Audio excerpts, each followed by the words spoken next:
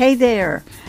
Thanks for stopping by Ritualistically. If this is your first time here, my name is Mo and I'm your host. I want to welcome you to the tea party because this is normally where I pour tea, pull tarot cards, read charts, and tell you a story. And today we're diving straight into it because, yes, we are revisiting those mysterious drones. Now, yesterday we cracked open the fact that these drones, they're definitely terrestrial. And let me be clear, they're not just some hobby project buzzing around New Jersey. Nope. This is likely a collaboration between the private sector and covert government operations. Yep, so covert, even the Pentagon's in the dark. We're talking about that level of secret. So today, we're pulling back the curtain even more. Let's unpack what's really going on here and why you need to pay attention. And before we dive in, remember COVID? Remember how obedient the world's population was when things got real weird? Yeah, file that away for later. Now, let's start with this little gem, Aquarius energy. This is the chart. This is where we're going to begin. We're going to enter through here. And what do we encounter right away? Right here on the ascendant, Aquarius. Aquarius is often typed as the humanitarian, the freedom lover, the forward thinker. And sure, when it's all sunshine and rainbows, that tracks. But every sign has its shadow.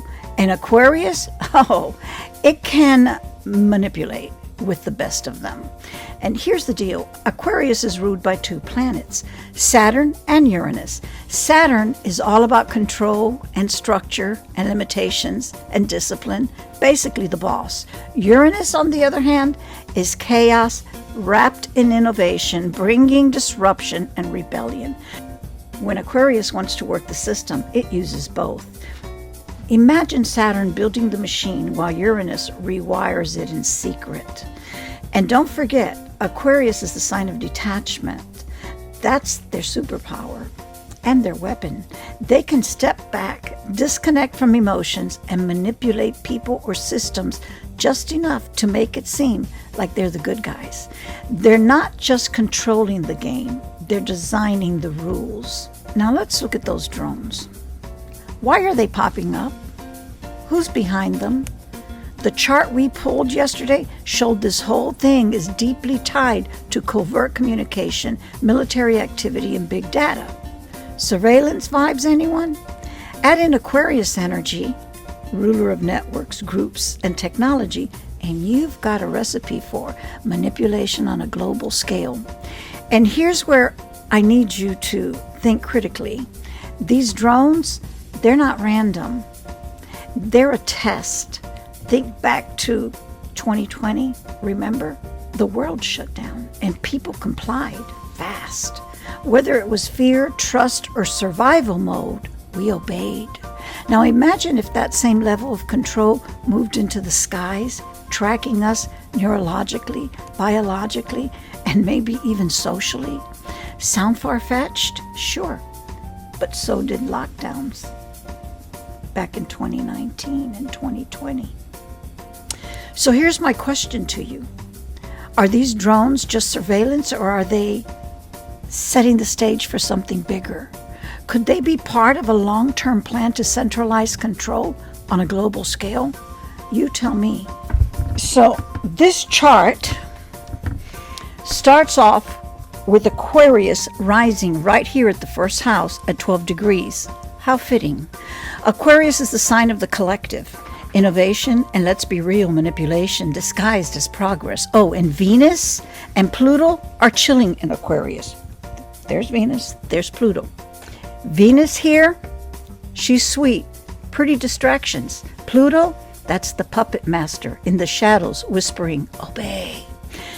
Now, in the second house over here, we have the shadow money game. See, in the second house, it's the place of money and values. And we've got Saturn and Neptune in Pisces.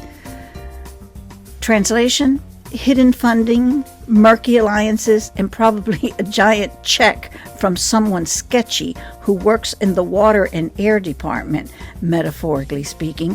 Think propaganda, gaslighting vibes. Oh, and Saturn here is like, we're building this mess with discipline, folks. Don't ask questions. Let's move on to number 3, the airy, watery spy network. Now, the 3rd house is all about communication, surveillance, intelligence. This is where it gets juicy. See, Aries rules here, and that means Mars is running the show. Mars, aka Mr. Military Industrial Complex, has stationed his troops, Chirons, in there too, retrograde no less, pointing to old wounds being exploited. And don't forget the North Node, also retrograde. This isn't just your run-of-the-mill intel gathering. It's coordinated, calculated, and possibly militarized. Say it with me. Control the mind, control the people. Let's move on to number 4. The origin of these creepy crawlies is the 4th place. The drones? Oh, they're terrestrial, my friends. The moon and Uranus, both retrograde in Taurus in the 4th house, tell us these origins are right here on good old Earth. It's not E.T., it's your neighbor with a $1 billion defense contract. The Moon-Uranus combo screams disruptive surprises from your own backyard. Can't wait for the HOA to send out a memo about that. And also, remember Algo, Medusa, the beheading place, the demon star? Remember, Uranus was serenading his love interest? Yeah, that's what's happening here. We're all being serenaded. So let's move on to number 5. Speculation Station. This is the 5th place, and Gemini is busy crunching numbers and feeding speculation.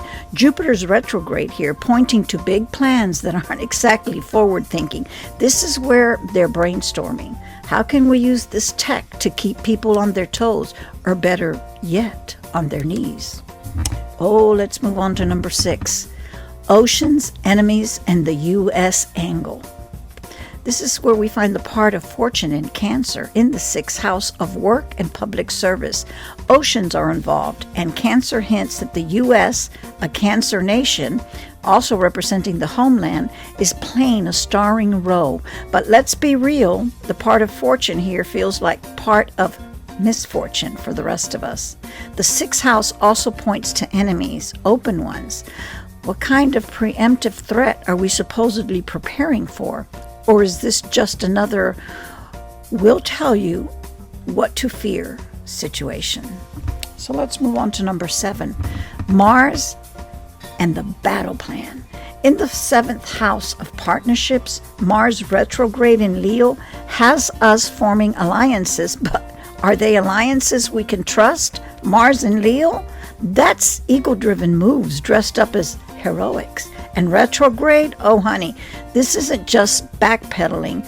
This is scrambling to rewrite the playbook while everyone's watching. Let's move on to number 8. The vertex of transformation. The 8th house, and here we have Virgo and the vertex. A major shift is happening here. Something definitive. This house is all about shared resources and, let's face it, secret deals. Who's cutting checks? Who's exchanging favors? I don't know, but the vertex is pointing to someone making moves. Oops, that was spooky. To someone making moves that will change the game. So now we're here at number 9. Foreign messes. In the 9th house, we've got the South Node retrograde in Libra, hanging out with some bad vibes. Foreign partnerships, nefarious deals with others, shady as hell. The 9th house is screaming, we've been duped by the people we thought were allies. Fun. Number 10, the power structure. Scorpio rules the 10th house of government and authority, and its ruler, Pluto, is right back at the ascendant. See him right there? Right there. reminding us who's actually running the show. No planets here, but the message is loud and clear. This isn't about leadership, it's about control. And the 11th house, intelligence on steroids. In the 11th house of networks and community, Mercury and the Sun are in Sagittarius. And oh look, the Sun is sitting at 22 degrees, known as the kill or be killed degree. Let that sink in. The 11th house here, it's a giant digital spider web, and we're all caught in it. And finally, we arrive at the 12th house, the place of the hidden players. The 12th house of Capricorn, ruled by Saturn, that's back in the 2nd house. The funding, the planning, the moves, they're buried so deep, you'd need a psychic and a submarine to dig them up. But Capricorn doesn't care if you see it. It's all about business as usual. And here's the takeaway. Is this a global agenda? Oh, absolutely. It's not just about drones. It's about conditioning, prepping us for what? Obedience, compliance in a world where Big Brother isn't just watching. He's flying overhead, collecting data, and maybe even deciding what you're allowed to think. Don't believe me? Look around and remember, 2020. You were all so obedient then. What makes you think they won't try it again? This time with drones. So there you go. I hope that this at least makes you pay attention to the world around you. Anyway, cheers. Enjoy your tea. Come back tomorrow and I'll spill some more. Bye now.